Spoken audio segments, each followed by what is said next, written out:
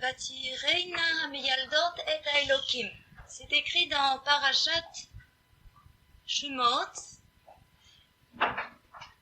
Les sages-femmes ont craint l'Éternel et elles n'ont pas écouté les ordres de Paro.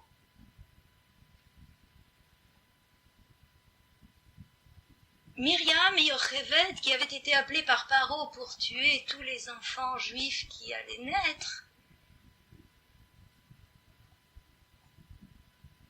ont réfléchi en elles-mêmes. Elles se sont dit, qu'est-ce que Paro demande de nous? Il veut que l'on tue les enfants. Et elles ont pensé, qu'est-ce qu'ont fait nos ancêtres? Avraham Avinu, il a planté Échelle. Il a planté une auberge pour recevoir les invités, pour donner à manger, à boire. À qui? À des goyim, puisque personne d'autre n'était juif à part lui. À qui faisait-il tout ce chesed-là? C'était aux goyim. Et nous, non seulement qu'on ne va pas donner à manger à ces petits enfants-là, mais encore on demande de nous de les tuer. Non. Elles ont dit non, elles ont décidé en elles-mêmes qu'elles ne tueraient pas les enfants.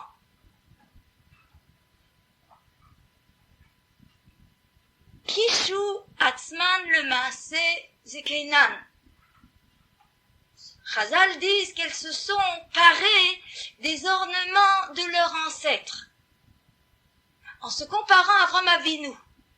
Qu'a fait Avraham Avinu? Et maintenant, qu'est-ce que nous allons faire? Est-ce que nous allons obéir à Paro ou est-ce que nous allons essayer de prendre exemple de notre grand-père, Avraham? Et donc, la suite du pasuk dit, elles ont fait vivre les enfants. Non seulement elles ont aidé à mettre au monde, mais elles les ont fait vivre. C'est-à-dire qu'elles étaient actives dans la vie de ces enfants-là. Parce que souvent il arrive qu'à la naissance, il y a un enfant qui a un moum, ou qui est malade, et il y en a Arna Litzlan qui meurt, ou des fois la mère elle se sent très mal, et elle risque aussi sa vie. On ne peut jamais savoir ce qu'il y a à ce moment-là, au moment de la naissance. Et elle, quand elle se trouvait devant une situation pareille, elle se tournait vers le mur et elle priait, Ribono shel olam, telei lahem achshav. Maintenant, pardonne-leur, patiente, accorde-leur la vie et la santé. Shelo yomru, pour que les Bnei Israël ne disent pas, ce sont elles qui les ont tués. Donc, elle priait à Kodesh Baruch Hu leur accorde la vie. Et elle réussissait qu'en réalité, aucun n'est mort, aucun n'était malade, tous ils étaient bien. Elle priait à Kodesh Baruch Hu que s'il doit être malade ou s'il doit mourir, Chas v'Shalom, que ça vienne après, à un autre moment, mais pas maintenant, au moment de la naissance. Alors, lorsque Chazal disent Kishtu atzman le maase zekeinan, qu'elles ont essayé d'imiter les actes de leur grand-père, de se parer avec les bijoux de leur grand-père, c'est quoi les maasim tovim d'Avraham Avinu? Est-ce que la Torah veut nous diminuer leur mérite? Parce que on fait ressortir ici leur yirat shomayim. La Torah fait ressortir vatirena meyaldot. Elles ont eu yirat Hashem. Et avec cette yirat Hashem-là, elles ont lutté dans l'épreuve. Elles ont surmonté l'épreuve. Elles risquaient leur vie. Elles risquaient de Paro. Elles risquaient la vengeance du Paro. Mais elles ont surmonté cette épreuve-là et elles ont tout fait pour que l'enfant vive. Alors,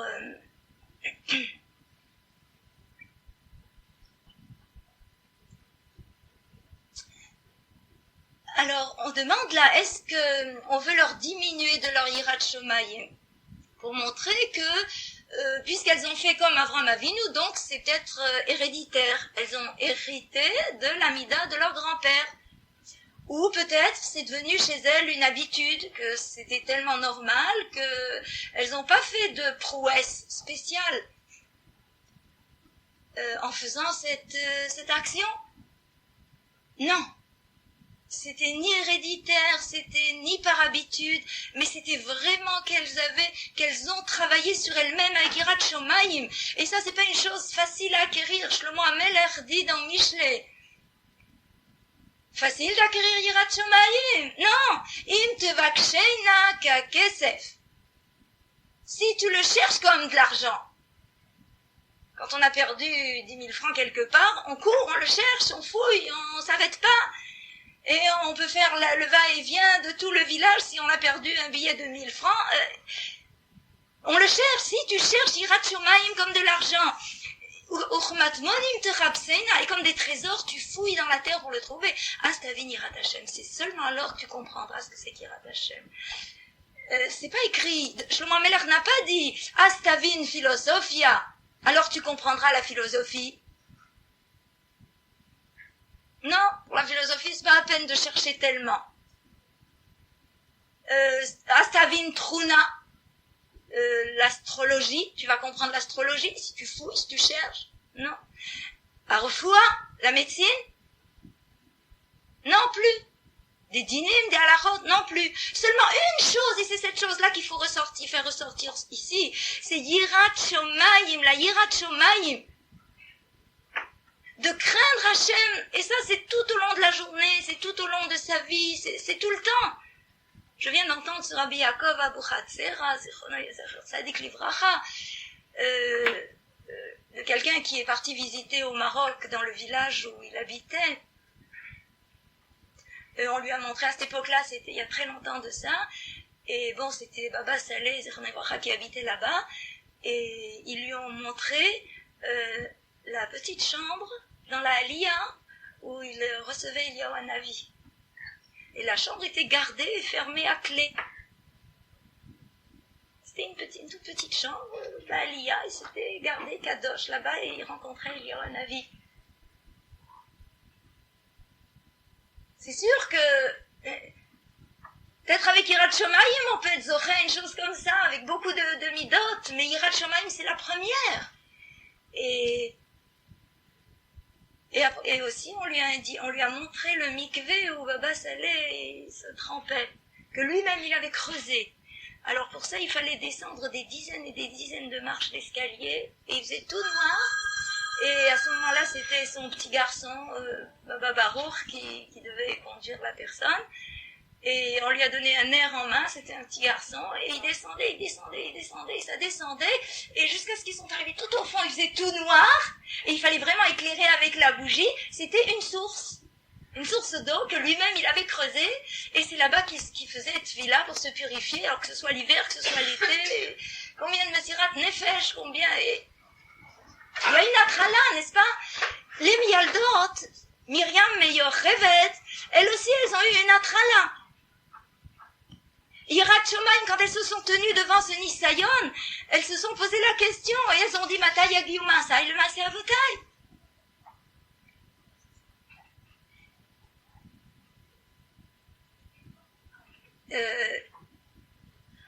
N'est-ce pas que chez nous aussi, dans la vie courante, il y a des nisyonotes? Il y a constamment des nisyonotes. Parfois ils sont très petits, parfois ils sont très grands. Ein gadlut belo nisayon. On ne peut pas arriver à quelque chose de grand sans surmonter le nisayon. Myriam et Yocheved, comme srar de leur gvura, de leur Yirat Hashem, elles ont été bénies d'Akadosh Baruch Hu par Baté Leviya ou Baté Malchut. Elles ont compris que un Bet Malchut ou un Bet Leviya, Bet Keuna, c'est pas possible de le construire stam. C'est pas possible qu'il vienne de n'importe quoi, d'une vie normale, d'une vie courante. Il faut des massim de Mesirat Nefesh, il faut surmonter le Nisayon. Celui qui peut surmonter le Nisayon, il se rapproche d'Akadosh Baruch Hu, il peut être élevé. Comme Abraham, Yitzhak et Yaakov, que Akadosh Baruch Hu il a dit Eloké Abraham, Eloké Yitzhak, Eloké Yaakov. Lorsque David HaMelech a voulu demander qu'est-ce qui lui manque, à ce moment-là, Akadosh Baruch Hu lui a dit des nisyonotes. Et ça a été ça, l'erreur de David HaMelech, il n'aurait pas dû se mettre au devant du Nisayon. Oui, quand Akadosh Baruch Hu nous envoie des Nisyonot, c'est certain qu'on doit les surmonter, on doit mettre toutes nos gvura comme quelqu'un qui doit faire un grand saut en hauteur, et il surmonte le Nisayon. Dans la Gemara, on rapporte le maaseh de Ilfa et Rabbi Yochanan. Avou Garse Boraita. Ils étudiaient la Torah. Ilfa et Rabbi Yochanan, deux Gdolim, ils étudiaient la Torah. Et ils n'avaient pas de quoi manger, ils étaient vraiment très très pauvres. Alors ils ont causé ensemble et ils ont décidé. Après tout, il y a un pasouk dans la Torah qui dit Efes kilo yebecha evion. Viens, on va l'un dit à l'autre, viens, on va être mekayem ce pasouk. Efes kilo yebecha evion. Il y aura plus de pauvres en ton milieu. On va aller s'occuper, faire quelque chose et on ne sera pas pauvres. Alors ils sont partis ensemble et puis ils se sont assis près d'un vieux mur branlant. Et ils ont mangé là-bas leur repas. Ils se sont reposés un peu avant de continuer leur route. Et pendant que Rabbi Yochanan était là assis, il entend une voix, deux voix, des malachim, qui disaient, un malach il disait à l'autre, viens, on va les tuer, on va leur jeter ce mur sur eux. Pourquoi? Parce que Osvim Chayolam, Oskim Bechaisha, ils abandonnent maintenant la Torah, ils sont à la yeshiva en train d'apprendre la Torah, et pour s'occuper de Chaïcha, soi-disant qu'ils ont besoin de nourriture, c'est vrai, mais pour les Yechides Goula, pour les Bnei Torah, Kadosh Baruch Hu est nourri comme la main, il n'a pas besoin de faire Ishtadlut. Alors le malach il a dit, viens, on va les tuer parce que ils abandonnent Chayolam, ils abandonnent la vie éternelle, ils s'occupent d'une vie éphémère. Rabbi Yochanan, quand il a entendu ça, il a appelé son ami Ilfa, il lui a dit « Tu as entendu quelque chose ?» Ilfa, il a dit « Non, je n'ai pas entendu. Pourquoi toi tu as entendu quelque chose ?» Non, c'est rien. Et comme Rabbi Yochanan, il a vu qu'il n'y avait que lui qui avait entendu, il a dit « C'est sur moi alors que les paroles sont dites. C'est pas la peine que j'empêche Ilfa de faire ce qu'il a à faire. » Et il a décidé, lui, de retourner à la yeshiva. Et il a dit, maintenant je vais être mekayem le pasuk de la Torah qui dit Efes kilo yechda levion minaretz.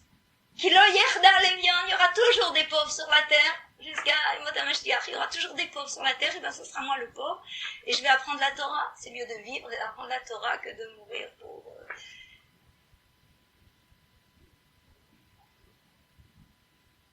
Et par la suite, on voit que Ilfa continue à apprendre, tout en faisant un essai, tout en travaillant, il a continué à apprendre, et il était racham, extraordinaire, il savait des choses formidables, et il était capable de répondre à toutes les questions, il continuait à apprendre sa Torah.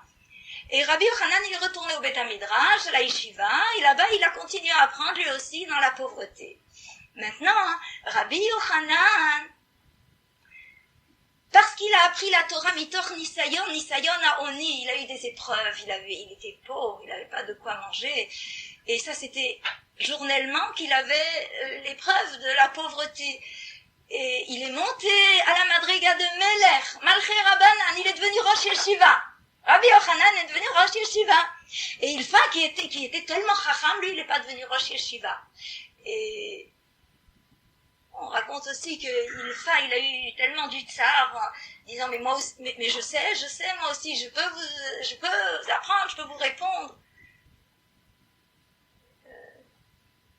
Il a voulu montrer que oui, il savait. Mais, de toutes les façons, il n'a pas pu arriver à la hauteur de Rabbi Yochanan, qui est devenu, mamash comme Melech, à la yeshiva, entouré de milliers de talmidim. Le Rosh Yeshiva, c'est un Melech. Et il disait, Rabbi Yochanan, Torati shelamati be'afi she'amdali. La Torah que j'ai appris avec du mal, avec des souffrances, avec des difficultés, c'est ça qui m'est resté. C'est cela, justement, qui m'est resté.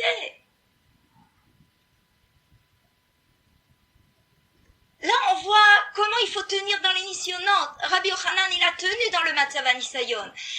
Yocheved et Myriam, elles ont tenu dans le Matzav HaNisayon. Chazal nous font ressortir que le mifran ici, l'examen qu'Akadosh Baruch Hu donne à la personne, c'est, en général, c'est par des petites choses. Car parfois, c'est plus dur de tenir dans un petit nisayon que de tenir dans un grand nisayon.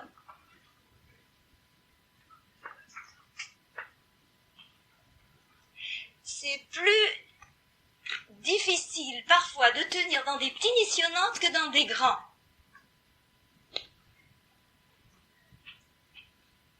Pourquoi? Parce qu'un petit nisayon, on se dit c'est pas grave, c'est une petite chose, qu'est-ce que ça représente? C'est peu de choses. C'est pas important. Et on risque de passer outre. Mais dans un grand nisayon, on comprend que c'est très grave. Aïe, ça c'est une avéra, c'est vraiment grave. Non, je peux pas faire ça. Et Akadosh Baruch Hu, quand il envoie un mifran, alors il n'envoie pas un mifran par une grande chose, parce qu'une grande chose, mais c'est évident que tu ne dois pas faire une avéra. Un nisayon sur une grande chose, mais sur des petites choses, c'est là qu'Akadosh Baruch Hu, il veut examiner la personne pour voir si elle mérite de monter à la Gdoula. Pourquoi? Parce que celui qui ne tient pas dans le nisayon, c'est un grand fissaron. S'il tient dans un petit nisayon, c'est une preuve sur la pureté de son cœur et sur sa madriga. Tenir dans des petits nisayon signifie la pureté du cœur. Comme on sait que Akadosh Baruch Hu, il a été bochen, Moshe Rabbeinu, Batson, David Ameler, Batson, il les a examinés en gardant les moutons, en gardant le troupeau. Et ça, c'était journellement. C'est pas une fois que Moshe Rabbeinu a couru derrière la petite brebis, mais c'était tout le temps, c'était toute une anaga. Et toute cette anaga-là, d'où peut-elle provenir si c'est pas d'une pureté de cœur, de la madriga de la personne? La personne, elle est très très haute dans sa madriga, elle est très pure, elle est très bonne, elle est parfaite.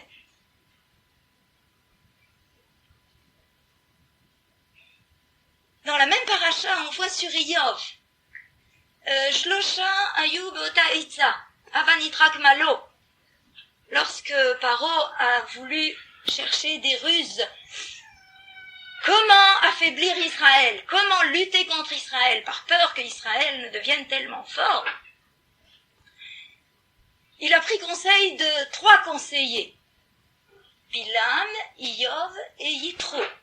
Bon, on sait déjà que Bilam était complètement mauvais. Yitro, il a dit non. Et il a parlé franchement et ouvertement de ses opinions. Il était contre Paro. Et la preuve qu'il a été obligé de fuir. Et il s'est complètement séparé de l'idolâtrie. Et il a commencé à monter des échelons. Et on retrouve de ses enfants dans l'Ishkat Agazit.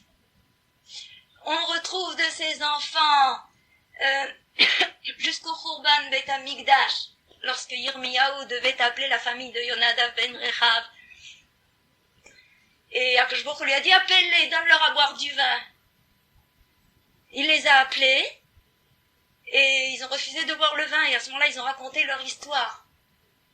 Non, notre père, c'était un descendant de Yitro. Notre père nous a ordonné de vivre dans des tentes. Il nous a dit, ne construisez pas des maisons, ne plantez pas des vignes, ne plantez pas des champs, ne buvez pas du vin, restez séparés pour que Chas Shalom, vous ne soyez pas influencés par les péchés et que vous n'abandonniez jamais Akadosh Baruch Hu et la Torah.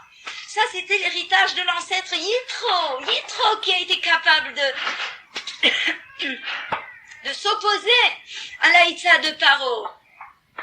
Il a continué à s'élever jusqu'à ce qu'il est devenu le beau-père de Moshe, et ses enfants et ses petits-enfants, après, ils sont restés séparés. Car à l'époque de Yirmiyahu, les Bnei Israël étaient dans un matzav très dur. Lorsqu'il y a eu le Khurban, les avérotes étaient très grandes. Il y avait autant d'idoles que le nombre des rues dans Yerushalayim. Sans oublier que malgré tout leur cœur était bon. Mais il y avait beaucoup d'idolâtrie. et l'oppression et l'injustice et les faux jugements et les riches qui opprimaient les pauvres, etc. La famille de Yonadav ben Rerav sont restés complètement isolés, ils n'ont pas péché. Non, on ne peut pas boire du vin, on n'a pas le droit. Ça c'est Amida Benissayon. La mode Benissayon. Savoir que dans la vie il y a des difficultés. Celui qui surmonte les difficultés s'élève. Et celui qui n'a pas la force de les surmonter, il tombe. Vayakou shotre bnei Israël. Asher samu alehem. Les Égyptiens se sont mis à frapper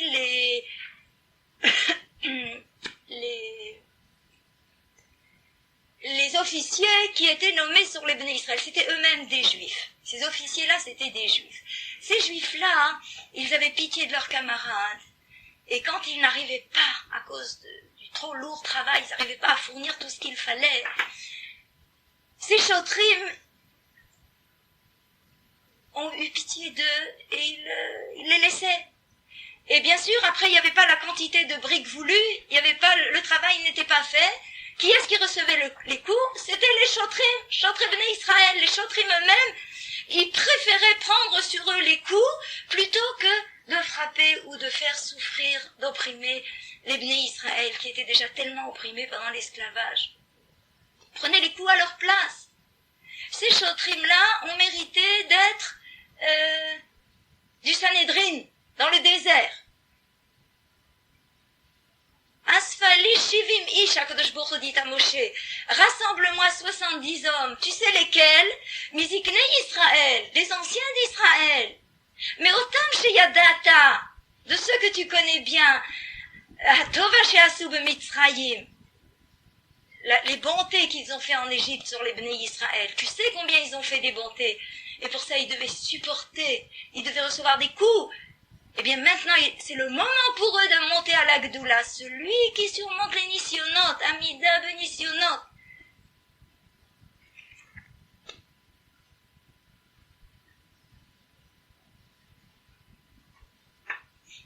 Kederer shenitztaru betzaratam, ata yitmanu bigdulatam. Comme ils ont souffert au moment de la détresse des Béné Israël, maintenant ils seront élevés à la Gdoula. Dans la mesure qu'ils ont souffert, maintenant ils seront récompensés. Samcheinu kimot initanu, HaKadosh Baruch Hu réjouis-nous comme les jours où tu nous as fait souffrir. C'est-à-dire que HaKadosh Baruch Hu eino mekaper schar kol bria. HaKadosh Baruch Hu ne laisse pas passer la récompense de qui que ce soit. Il souffre, il sera récompensé en mesure. Mesure pour mesure, la récompense sera aussi grande que les souffrances. Et les souffrances, même si elles sont petites, mais si elles s'accumulent les unes après les autres, ça fait un gros paquet. Le Mesilat Yesharim dit, Kol inyane haolam, bein tov u bein ra, hinehem nisyonot la adam. Tout ce qui se passe sur la terre, tout ce qui nous arrive, que ce soit bon ou que ce soit mauvais, du bien, même de l'argent c'est un nisayon. Et c'est pire encore le nisayon de la richesse que le nisayon de la pauvreté. Tout est des nisyonotes, que ce soit bon ou que ce soit mauvais. Le bein chayil v'inatseach hamilchama, celui qui est courageux et qui surmonte les épreuves et qui gagne la bataille, mikol hatzdadim, de tous les côtés, c'est qu'il faut bien surmonter la bataille de tous les côtés. Parce que des fois c'est dans cette mida, des fois c'est dans ci, des fois c'est dans ça, et de tous les côtés, le Yetzer Hara, il peut accaparer la personne. Des fois c'est à l'extérieur, quelque chose est arrivé, quelqu'un nous a fait une chose, alors il faut dire, Gamzu le Tova, Ashgacha, Emouna, Bitachon. D'autres fois c'est à l'intérieur, Yetzer Hara il vient et il nous remplit la tête. En plein milieu du Shemona Esrei, il vient amener un chidouche de Divrei Torah, vous croyez que c'est bon? Même ça, c'est pas bon. Un chidouche de Torah en plein milieu de Shemona Esrei, c'est pas soul. Marchavot Zarot pendant la tfila, ou dans le cœur stam, il vient, il te dit, il nous dit, ah, tu es très intelligente, tu es très belle, tu es très bien, ah, tu es parfaite, ah, toi seul tu peux réussir comme ça, non, les autres, personne ne peut réussir à ça, mais toi tu es spécial, ah, on peut se permettre de parler du Lachon Hara et de faire ceci et de faire des choses, et on dit non, pour moi ça va pas me faire du mal. Tout ça c'est le Yetzer Hara, Yetzer Hara il est là dans le cœur, alors c'est un tardon, c'est un rat, c'est une mouche, tout ce que vous voulez, il vient, il n'arrête pas, et plus on s'élève, plus il vient, plus il devient grand. Pourquoi Amalek est devenu si grand aujourd'hui? Parce qu'il en a vu des Doroth, des Mekatchei Shem Shamayim, des Kdoshim et des Teorim qui ont donné leur vie à Kiddush Hashem. Et il s'est pas arrêté depuis. Après qu'il a vu tous ceux qui se sont laissés brûler, noyer, tuer, massacrer, torturer al Kiddush Hashem, ils l'ont fait besimcha. Et le Yetzer Hara continue. Amalek est toujours là et il envoie toujours des missionnantes. Il essaye de couper les mounas. V'inatseyach et amilchama mikol hatzedadim. Mais ça, Chaim, il nous dit qu'il faut surmonter la guerre de tous les côtés. C'est pas une fois on dit, bon, ma tfila, je vais la faire. Mais après, quand on a un nisayon d'autre chose, allez, trac, on tombe. Non, mikol hatzedadim. Du matin au soir et du soir au matin. Si on a fait une belle tfila le matin, on s'est levé avec joie en disant, ah, modan, ilfanecha, melecha, ebekaya. Et tout de suite, on a pensé, ah, je vais faire des mitzvot. Et si le soir, on se couche sans faire Kriyat Shema ou avec des akpadot ou avec de la kina ou de la sina, alors non, il manque des tzdadim. Yenatseyach hamilchama mikol tzdadim. Hu yiyeh adam hashalem. C'est lui qui sera l'homme parfait. Asher Yizkeli d'Abek Beboro, qui méritera de s'attacher à son Créateur.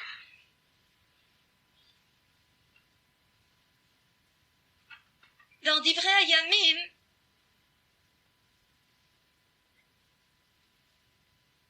le Divrei Hayamim nous rapporte sur une famille Birzaït. Et il précise, c'était une famille de Asher, une des familles de Asher, et il dit, les Chazal disent que les Kohanim et les Melachim prenaient des filles de cette famille en mariage. Leurs filles étaient reouyot pour des Melachim et des Kohanim. Alors on se pose la question, pourquoi Dafka, cette famille, Birzaït, a mérité des filles pareilles, des filles tellement spéciales qu'elles sont reouyot, la Malchut, reouyot, la Kohanim. Sûrement qu'elles se distinguaient par des traits spéciaux, des traits de caractère très spéciaux.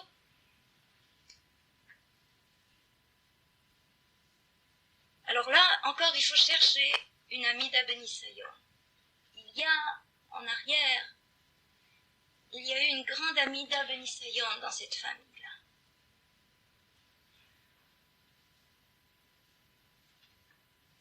Lorsque les frères sont revenus chez leur père, les Shvatim sont revenus chez Yaakov Avinu, ils ont fait un cherem et ils ont dit personne ne doit dévoiler à Yaakov Avinu ce qui s'est passé. On a vendu Yosef. Personne ne doit raconter. Alors tous ont prêté serment, tous étaient d'accord, on ne va pas raconter. Un beau jour, la petite Sérach, c'était une petite fille, elle jouait, elle s'amusait et tout, elle est venue devant les frères, elle leur a dit « Atem machartem et Yosef » c'est vous qui avez vendu Yosef? Alors tous ils se sont regardés et ils ont dit « Mais qu'est-ce qui se passe ici ?» Sûrement c'est Asher qui a raconté, d'où la petite fille elle va savoir. Le père il a dû raconter. Tous les frères se sont rassemblés, ont mis Asher en nidouille. Nidouille, il est repoussé. Et Asher est resté en nidouille, il a rien dit. Il a rien dit. Il a laissé. Ils l'ont mis en nidouille et il est resté comme ça en nidouille jusqu'avant la mort de Moshe Rabbeinu, sans rien dire. Moshe Rabbeinu, avant sa mort, il a su que Sérach, c'était une Neviah. Par Ruach HaKodesh Baruch Hu lui a dévoilé, elle a su que c'était ça. C'était de Ruach HaKodesh. Asher n'avait jamais raconté. Ses frères l'ont mis en nidouille parce qu'ils ont raconté, il se tait. Il dit rien. Il n'essaye pas de se défendre, il dit rien. Un bisayon comme ça, nidouille. Bir Zayit, ça vient du mot Zayit. Il y avait beaucoup des oliviers dans le terrain de Asher. Mais sinon, ça veut dire, il était en nidouille parce qu'à Menoudé, il n'a pas le droit de se laver les pieds avec de l'huile, avec des crèmes, des pommades. Du moment qu'il est en nidouille, il doit souffrir. Et Asher, il a souffert. Il ne se lavait jamais les pieds avec de l'huile ou avec des produits pour adoucir, parce qu'il était en nidouille. Et il n'a rien dit, il a supporté ça toutes ces années-là jusqu'avant la mort de Moshe, que Moshe Rabbeinu qui a su, il a été matir le nidouille. Baruch mi banim Asher, il a dit. Béni soit parmi les fils Asher, qui a été capable de surmonter comme ça ce nisayon, de se taire. Tu entends ton bisayon et tu te tais. Tu dis rien. C'est cher chez HaKadosh Baruch Hu, c'est précieux, c'est beau. Tu es capable comme ça de te taire, mais ça c'est la mode bénitionnante. C'est les plus grands Gedolim qui ont été capables de tenir comme ça dans des missionnotes. Tu peux te taire et accepter. Ashrecha. On voit aussi avec Binyamin HaTzadik.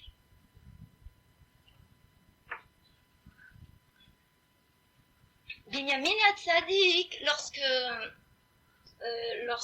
les frères ont trouvé dans son sac la gavilla, le gobelet, lorsque les serviteurs de Yosef sont partis ont caché dans le sac de Yosef, de Binyamin, le gobelet,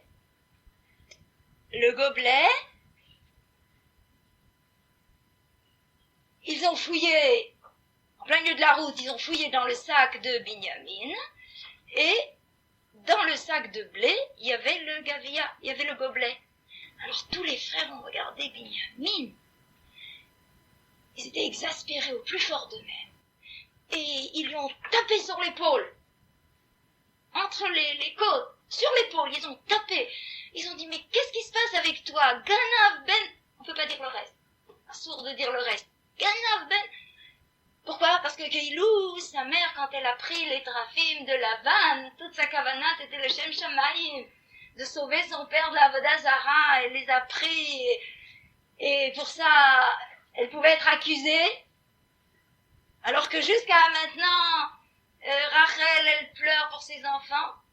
Elle a dû être enterrée exprès sur la route pour qu'elle puisse pleurer pour ses enfants, qu'elle puisse prier pour ses enfants. Alors que dans Maharat HaMarpela, elle aurait été Bimnoucha. Mais Hachem a dit non, Rachel, tu vas encore faire cette mitzvah-là, tu vas prier pour tes enfants qui sont en galoute.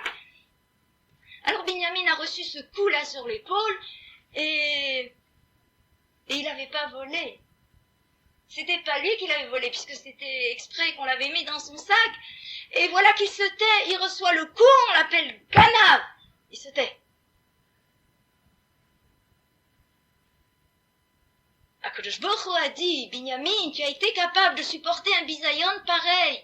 Tu as reçu un coup bakatef sur l'épaule, chayecha, que le Beth Amikdash, il sera dans ton chelek. C'est toi qui vas héberger la Shrina, c'est toi qui auras le Kodesh HaKodashim dans ton chelek. Le Beth Amikdash sera chez toi. Pourquoi? Parce que tu as supporté ce coup et tu as su te taire. Tu es tzaddik, on t'appelle Ganav et tu te tais, le Beth Amikdash sera chez toi. Et en effet, on sait que le Beth Amikdash était en plein milieu de Binyamin et de Yehuda. Le Rov était chez Binyamin. Tout ce qui était d'Ikdusha et d'Avoda était dans le Chelek de Binyamin. Et les Oulamot et la Hazara, c'était dans le Chelek de Yehuda. Et il y avait comme une courroie qui traversait entre les deux. Et sur cette courroie-là, il y avait le Misbéach Banoui, et le Misbéach était donc sur le terrain de Binyamin. Il y avait seulement un petit coin, c'était Pinat Dromit Mizrachit, le coin sud-est qui était chez Yehuda, et pour ça, quand un korban était offert, on ne versait pas le sang sur ce côté-là, parce que c'était pas chez Binyamin. Seulement sur le côté de Binyamin, le korban pouvait se faire avec l'aspersion de sang sur les côtés. De ce côté-là, non. Et Binyamin était mitztaher tout le temps. Il était mitztaher. Pourquoi même ce coin-là, je pouvais pas l'avoir? Quoi, tu es ambitieux? Tu veux beaucoup? Tu veux tellement? Déjà, c'est pas assez? Tu as déjà le Beth Amikdash et encore tu as presque tout le Icar et tu veux aussi ce petit coin-là. Mais en réalité, la madriga de Binyamin, c'était autre chose. Parce qu'il voyait que tout le tarlit du Misbéyar, c'est d'offrir les korbanot, de purifier les Bnei Israël de leurs avérotes. Quand un Ben Israël a fait une avéra, a fait un chet, il prend un korban, et avec tout le regret de son cœur et les remords de son âme, il vient et dit, Ribono shel olam, pardonne-moi pour le péché que j'ai fait. Il apporte son korban, il fait tchouva, et quand on va asperger le sang, HaKadosh Baruch Hu va le purifier complètement de son chet, et il sort naki, il repart innocent, comme s'il n'avait jamais péché.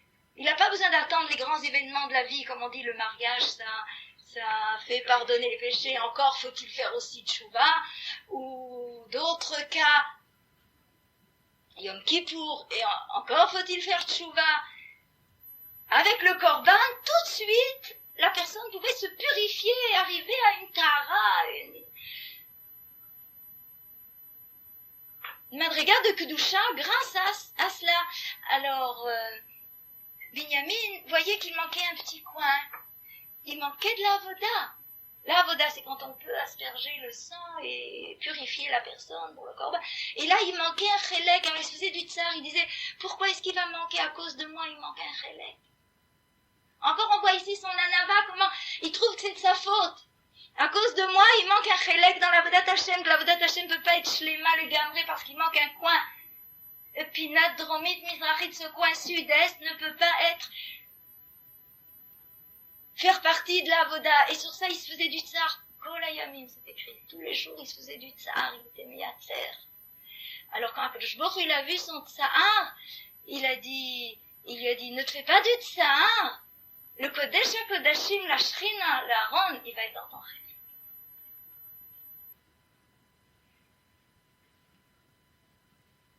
C'est ça. Dans la vie, il y a des nisyonotes. Nous aussi, certainement, chacune de nous au point où elle en est, d'après le travail qu'elle a fourni, à la madriga où elle est arrivée, mais il y a des nisyonotes. Il y en a eu, il y en aura. Alors il faut se poser la question, où en sommes-nous? Yodé alev marat nafsho. Chacun connaît, malheureusement, ses fautes, ses erreurs, sa bassesse, ce qui lui manque, et il sait encore combien il a à faire pour arriver.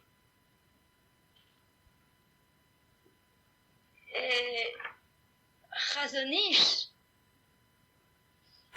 dit, c'est écrit oui, sur le nom du Chazon Ish dans le livre Père Ador, que Bitzbutzei Zéa, les grains de sueur, les gouttes de sueur qui coulent du front ou d'ailleurs d'une Bat Israël, qui est tsnoua, qui se couvre. Pour la tsniout, elle souffre de la chaleur, de la sueur. C'est pas toujours facile. Ces gouttes-là de sueur qu'une Bat Israël souffre, pourquoi? Parce qu'elle veut garder la tsniout dans toutes les circonstances, à tout moment, que ce soit l'été, que ce soit l'hiver, qu'il fasse combien de degrés de chaleur, ou qu'il fasse très froid. Le Nisayon, c'est d'Afka, peut-être quand il fait très chaud. Le Nisayon, ça peut être aussi quand on sort dans le monde, quand on sort, quand il y a beaucoup de gens et que chacun pousse l'autre et on se dit quel air je vais avoir si je suis habillée comme une paysanne ou si je suis habillée toute couverte, quel air je vais avoir et qu'est-ce qu'on va dire de moi si je suis pas très à la mode ou si je suis pas Alors une bat Israël qui est tsnoua, elle est obligée de supporter, de laisser venir la sueur parce qu'elle doit supporter pour la tsniout, elle doit être toujours couverte. Le Chazon Ish dit que ces gouttes-là de sueur, elles montent chez HaKadosh Baruch Hu. Et HaKadosh Baruch Hu, il en fait un trésor.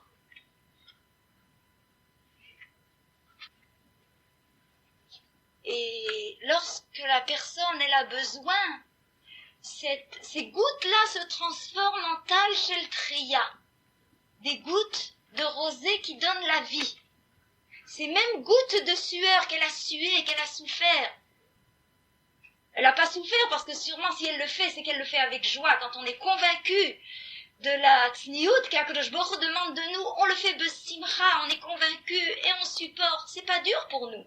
Dur pour celui qui ne comprend pas. Mais celui qui a compris la beauté, la kedusha de la tsniout. Celui-là, il le fait besimcha, il le fait bikdusha ou b'tahara et les gouttes, elles coulent. C'est pas seulement de la tête que ça coule, ça peut couler du cœur aussi, des fois, quand il faut ne pas être à la mode où tout le monde vient d'une certaine façon et nous, non. Ces gouttes-là, Kadosh Baruch Hu les transforme en une Tal Shel Triya.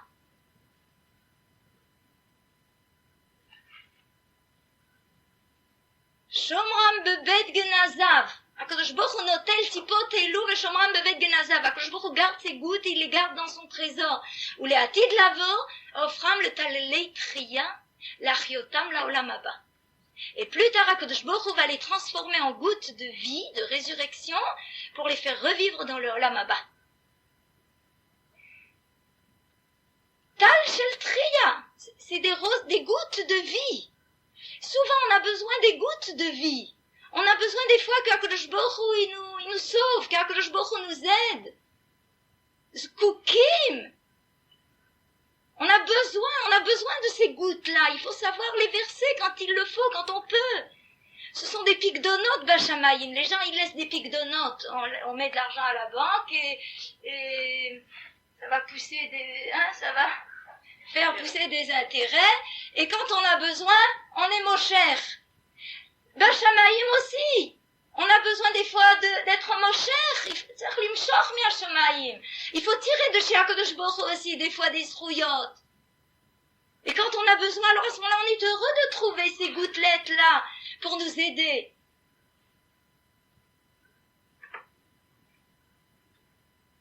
Lorsque c'est écrit Hachem Pakad et Sarah, Pakad, le mot Pakad, ça veut dire qu'il a fait sortir les pics de notes. Pakad du mot Pikadon. Sarah, elle avait laissé des pics de notes dans sa tzidkut, dans sa kedusha, dans sa yirat shomayim. Aïe Sarah ishtera. Par quoi il vante le malach? Par quoi il veut faire ressortir la grandeur de Sarah?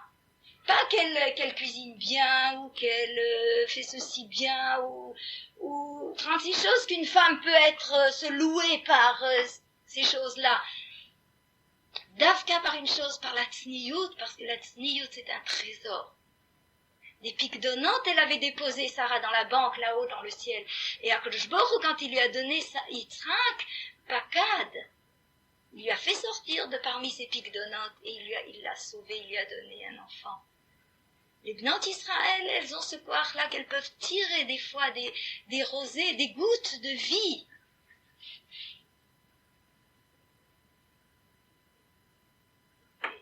Et ça doit nous faire réfléchir, ça doit nous faire trembler, que c'est tellement précieux d'avoir des pics de notes Bachamayim. Il ne faut pas abandonner, il ne faut pas négliger, il ne faut pas délaisser une source de vie pareille. Amar Rabbi Yochanan. Rabbi Yochanan a dit, Bime Yoel ben Petuel, le prophète Yoel, dans les Tréassa.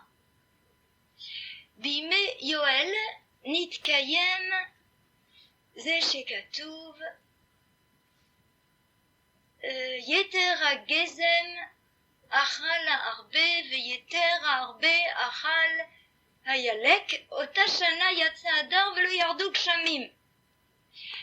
À l'époque de Yoel, il y a eu une famine terrible Et en plus de la famine, les sauterelles se sont jetées sur tous les produits. Des produits ont pourri, d'autres produits ont été mangés par les sauterelles. Ce que les sauterelles ont laissé, les hannetons sont venus et l'ont dévoré. Ce que les hannetons ont laissé, les locustes, c'est une autre sorte de sauterelle, est venue et elle a mangé tout ce qui restait, si bien que les Bnei Israël n'avaient absolument rien de quoi manger. Cette année-là, Hadar était déjà arrivé et il n'y avait toujours pas eu de pluie en Eretz Israël. C'est seulement le premier Nissan que la première pluie est tombée. À ce moment-là, Yoël, le prophète, a dit aux Béné Israël, sortez et semez. Alors les Béné Israël ont dit, mais vraiment, tu nous dis de faire cela? Il nous reste presque rien. Celui qui reste un petit kilo de blé, est-ce qu'il doit le semer et mourir de faim ou le manger et vivre? Yoël leur a dit, Afalpichen, malgré cela, allez semer. Ils sont partis, ils ont semé, et ils ont eu un grand nez, et ils ont trouvé encore du blé dans des fentes, dans des trous, même là où les fourmis, elles avaient pu emmener du blé, ils ont trouvé encore des grains de blé, ils ont ramassé tout cela, et ils ont semé. Le 4, le 2, le 3, le 4, ils ont semé, et le 5 Nissan, la deuxième pluie est tombée. Le 15 Nissan, déjà, ils pouvaient offrir le Homer, le Corban à Homer. C'est-à-dire qu'une récolte qui devait pousser en 6 mois, elle a poussé en 11 jours. Yehuda Amarav.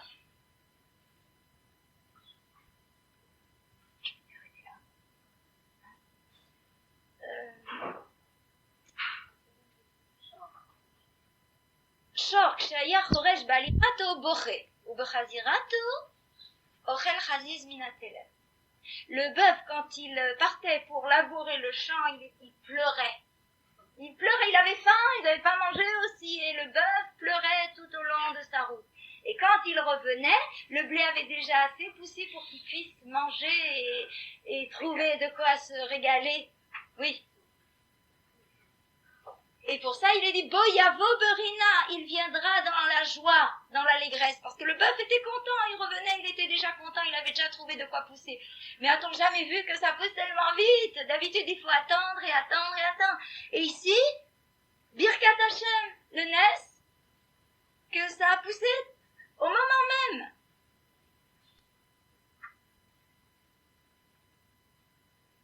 Boyavo Berina, no se alumotav. Otashana, cette année-là, le blé avait eu une bracha formidable et il mesurait 2 zéret. L'épisole mesurait 2 zéret et la tige 1 zéret. Yeshaya Navi dit Vaïta ateret tiferet beyad Hashem. C'est une couronne de gloire dans les mains d'Akadosh Baruch. Et le Midrash de Beshalach sur ce passouk dit Shomea tfila adecha kol basar yavo. Celui qui écoute la prière, jusqu'à toi, adecha kol basar yavo, toute chair viendra. Pourquoi il emploie le mot adecha? Adecha, ça vient du mot eidi. Tarshit, Adi, Tarshit. Rabbi Pinchas, au nom de Rabbi Meir, dit, lorsque Israël prie, בשעה שישראל מתפללים, אין אתה מוצא שכולם מתפללים כאחד. Tous les Bnei Israël ne prient pas au même moment. Un tzibour prie à 1 heure, un autre tzibour prie à une autre heure, et un autre, ainsi de suite, toute la journée, il y a des tfilotes de tous les batés knessiotes de Klal Israël. Et quand tous les Bnei Israël ont fini, toutes les knessiotes ont fini de prier, le malach qui est nommé sur les tfilotes, il vient, il prend toutes ces tfilotes et il en fait une couronne qu'il pose sur la tête d'Akadosh Baruch Hu. Et pour ça, le texte nous dit Adecha, Kol Basar Yavo, les prières de toute chair, de tout Israël, forment sur ta tête une couronne, Ateret Tiferet. Kikulam ke Adi Tilveshi, toutes comme des ornements. Toutes les tfilotes d'Israël, ce sont comme des ornements, comme des couronnes de gloire sur la tête d'Akadosh Baruch Hu. Israël asher becha et pa'er. Akadosh Baruch Hu dit à Israël, Israël, c'est de toi que je suis fier. Quand tu fais tes tfilotes, quand tu pries, quand tu es Oved Hashem. Hashem mitater bitfilatan chez Israël. Hashem, il se pare, il s'orne par les prières, par les mitzvot des Bnei Israël, par les tfilot, par les mounas des Bnei Israël.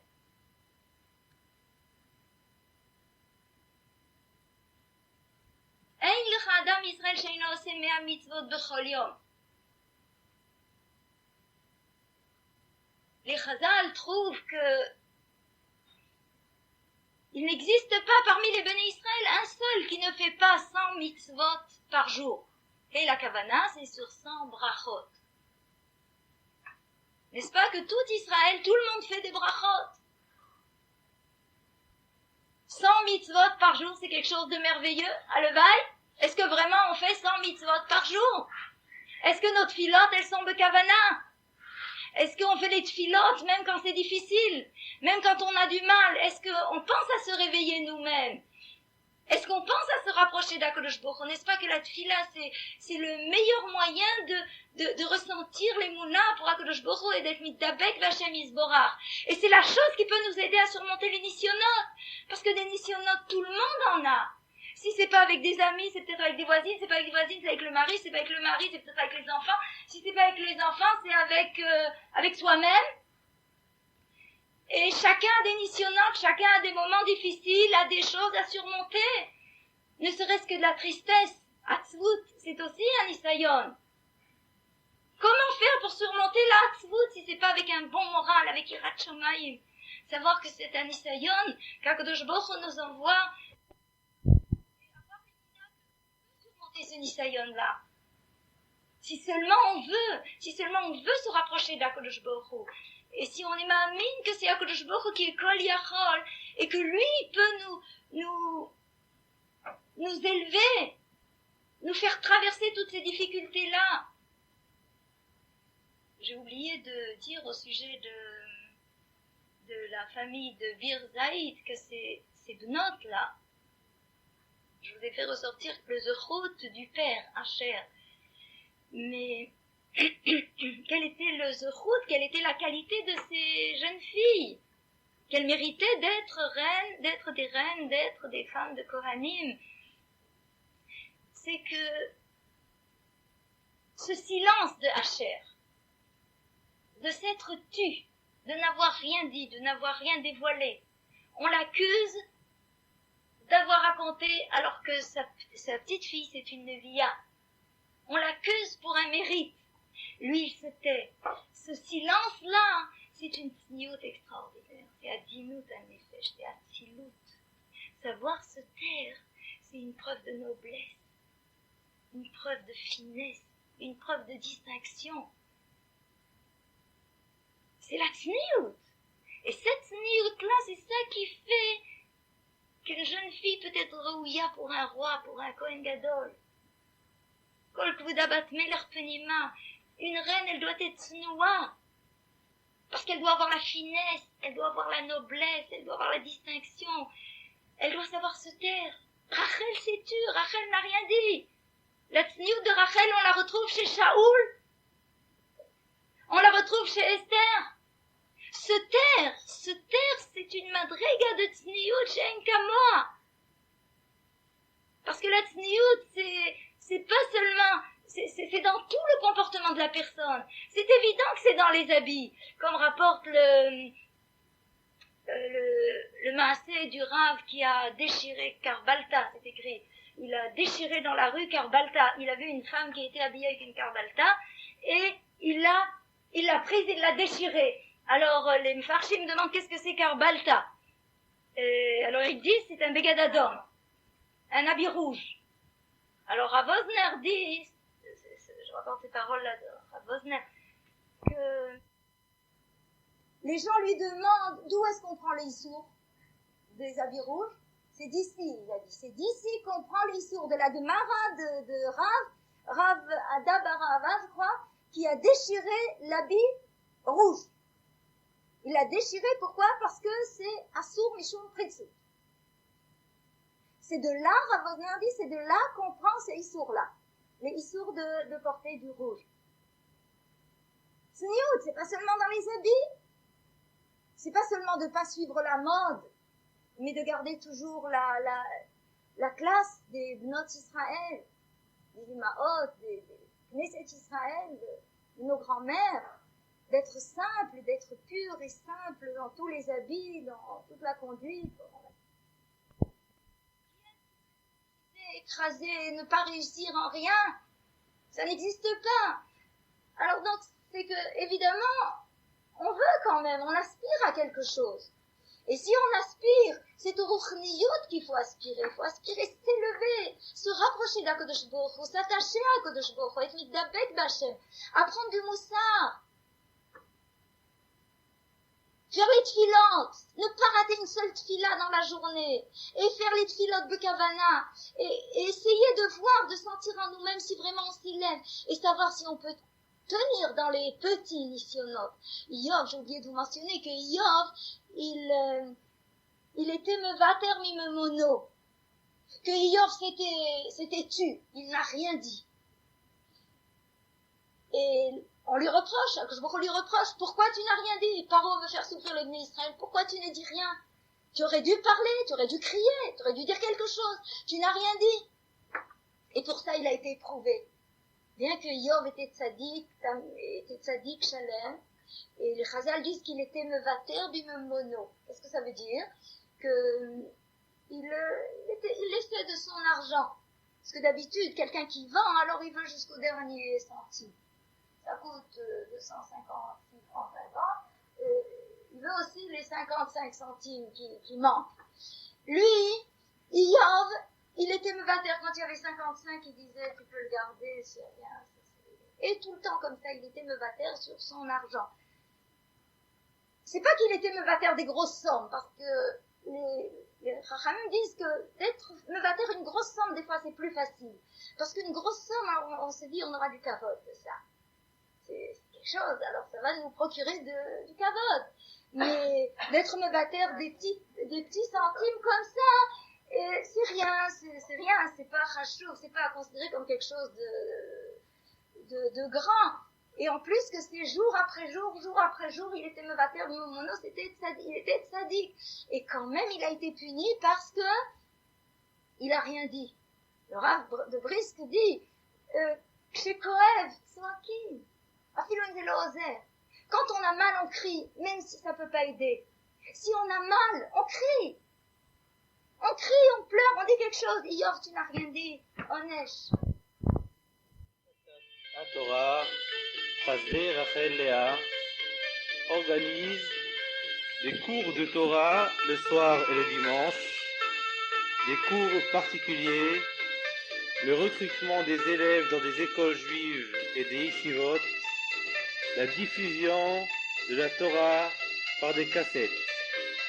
Pour tout renseignement, veuillez appeler jour et nuit au numéro de téléphone suivant, le 60 22 53 01, le 64 35 49 10